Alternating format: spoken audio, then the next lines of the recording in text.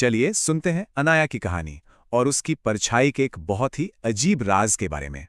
जरा सोचिए, कैसा हो अगर परछाइयां सच बताने लगे, हर राज, हर झूठ सबके सामने आ जाए। तो ये है अनाया।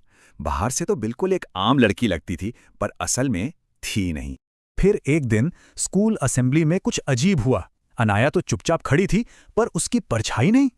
और उसे जल्द ही पता चला कि उसकी परछाई सिर्फ हिलती नहीं, सच भी बोलती है। अब देखिए क्लास में क्या हुआ।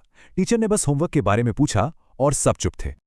और तभी अनाया की परछाई ने ब्लैकबोर्ड पर लिख दिया, रोहित ने झूठ बोला है। सब हैरान। तो अब अनाया को समझ आया, उसकी परछाई किसी का भी सच सामने ला सकती थी। बस फिर क्या था, स्कूल में तो हड़कंप मच गया। झूठे दोस्त, बुलीज, सबके राज खुलने लगे। अनाया फेमस तो हो गई, पर साथ ही साथ लोग अब उससे डरने भी लगे थे। और इसी डर ने उसे मशहूर से एकदम अकेला बना दिया। कोई पास नहीं आना चाहता था। लेकिन सबसे बुरा तब हुआ जब वो अपनी बेस्ट फ्रेंड रिया के साथ थी।